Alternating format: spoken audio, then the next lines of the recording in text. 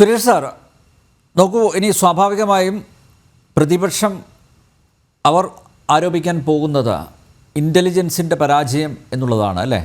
ഇപ്പോൾ രാഹുൽ അപലപിച്ചിട്ടുണ്ട്, പക്ഷേ എങ്കിലും ഇൻ്റലിജൻസിൻ്റെ പരാജയം എന്ന രീതിയിൽ വരും ദിവസങ്ങളിൽ വിമർശനം ഉന്നയിക്കാനാണ് സാധ്യത. മാത്രമല്ല, ഇതിൽ ഒരു കാര്യം കൂടി, അതായത് അകത്തുള്ളവരുടെ, കാശ്മീരിലുള്ളവരുടെ സപ്പോർട്ട് ഇല്ലാതെ ഇത്തരത്തിലൊരു ഭീകരാക്രമണം നടത്താൻ പറ്റുമോ? ഇല്ല അനിൽ, ഇതിന് ലോക്കൽ സപ്പോർട്ട് ഇല്ലാണ്ട് നടത്താൻ പറ്റില്ല. അപ്പൊ ഞാൻ ആദ്യം തന്നെ സ്ലീപ്പർ സെല്ലിന്റെ കാര്യം പറഞ്ഞിരുന്നല്ലോ, ഇതേമാതിരിയാണ് ഈ ലോക്കൽ സപ്പോർട്ട് ഇല്ലാത്തത്. ബിക്കോസ് ഇവർക്ക് ട്രാൻസ്പോർട്ട് വേണം. ഇപ്പൊ ഈ അറ്റാക്ക് കഴിഞ്ഞ ബ്രിഗേഡിയറിന് അറിയാം, ബ്രിഗേഡിയർ അവിടെ വർക്ക് ചെയ്തിട്ടുള്ള ആളാണ്. ഇത് കഴിഞ്ഞ ഇവരെന്ത് ചെയ്യുന്നതാണ്, ഇവർ സിവിലിയൻസിലേക്ക് മെൽറ്റ് ചെയ്തു. ഇവർ സിവിലിയൻ ഡ്രസ്സ് മാറി ഇവർ സിവിലിയൻസിനുള്ളിലേക്ക് പോകും. തോക്ക് എവിടെയെങ്കിലും ഒളിപ്പിച്ചു വെക്കും, അല്ലെങ്കിൽ തോക്ക് വലിച്ചെറിയും. എവിടെ ആയാലും അവർ സിവിലിയൻസിലേക്ക് പോകും. ഇവരാരെയും കണ്ടിട്ടില്ല, ബിക്കോസ് ഇവരെ മോഹം മൂടിയിട്ടായിരിക്കും വന്നേക്കണേ. പക്ഷെ ഇവരുടെ ഒരു ടാക്ടിക്കൽ ഇതാണ്. ഇതിപ്പോ നമ്മൾ എവിടെയില്ല, ഏത് ടെററിസ്റ്റ് അറ്റാക്ക് കണ്ടാലും. ഇപ്പോൾ നമ്മൾ ഇസ്രായേലിൽ നടന്ന ആ അറ്റാക്കിൽ നമ്മൾ കണ്ടു, ഇസ്രായേലിൽ വന്ന് അറ്റാക്ക് ചെയ്തതിൽ കുറെ സിവിലിയൻസ് ഉണ്ടായിരുന്നു ഗാസയിൽ. അവരും ഇതിന്റെ പാർട്ടായിരുന്നു, അവരും ഇതിന്റെ ഒരു ഗ്രൂപ്പായിരുന്നു.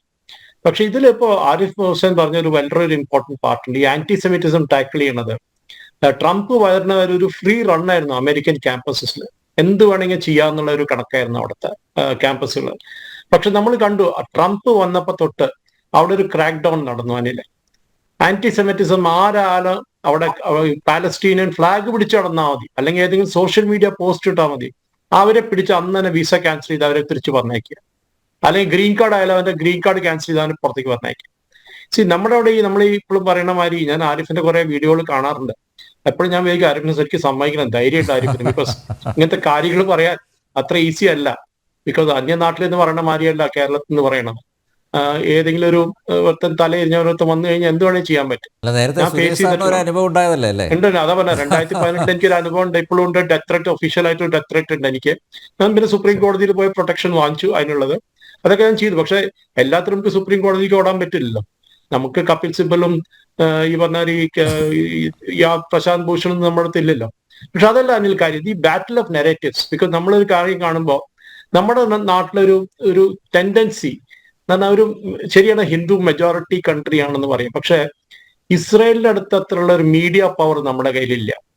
ഇപ്പൊ നമ്മൾ US തന്നെ കണ്ടറിയാം, നമുക്ക് ഇസ്രായേലാണ്, ജൂസ് ആണ് ഇവരുടെ ഫൈനാൻഷ്യലും ഇവരെ മീഡിയയും കൺട്രോൾ ചെയ്യണത് കംപ്ലീറ്റ് ആയിട്ട്. എന്നാലും ഇപ്പൊ കുറച്ച് ലെഫ്റ്റിസ്റ്റുകാർ കയറി വന്നിട്ടുള്ള CNN-ലും ന്യൂയോർക്ക് ടൈംസിലൊക്കെ ലെഫ്റ്റിസ്റ്റുകാർ ഇഷ്ടം പോലെ ഉണ്ട്, ഈവൻ വാഷിംഗ്ടൺ പോസ്റ്റ്.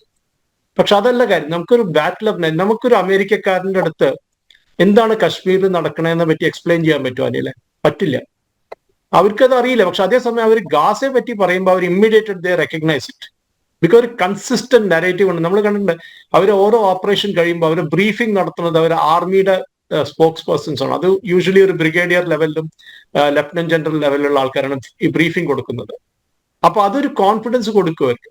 പക്ഷെ നമ്മുടെ അവിടെ പ്രോബ്ലം എന്താണ്, നമ്മുടെ ഒരു സിവിലിയൻ ലൈഫിൽ നിന്നാണ് നമ്മൾ ഇതൊക്കെ ഡീൽ ചെയ്യാൻ വരുന്നത്. അത് അമിത്ഷാ അല്ലെങ്കിൽ യൂണിയൻ ഹോം സെക്രട്ടറി അവരൊക്കെയാണ് ബ്രീഫിംഗ് കൊടുക്കുക. നമ്മൾ ഈ ബാറ്റിൽ ഓഫ് നെറേറ്റീവ്സ് ജയിച്ചേ പറ്റുവാനെ. ഈ പറഞ്ഞ മാതിരി നമുക്ക് ഓർമ്മയുണ്ട്, 3 ദിവസം ഒരു ഡിബേറ്റില് ഒരു മുസ്ലിം ലീഗിന്റെ ഒരു പയ്യൻ വന്നിരുന്ന അവിടെ കാഫിറിന്റെ കാര്യം പറഞ്ഞപ്പോ എനിക്ക് അന്ന് ആരിഫ് വന്നെങ്കിൽ നന്നായിരുന്നു. ഞാൻ ആക്ച്വലി കാഫിർ എന്ന് പറഞ്ഞപ്പോ എന്നെ ചാലഞ്ച് ചെയ്തു.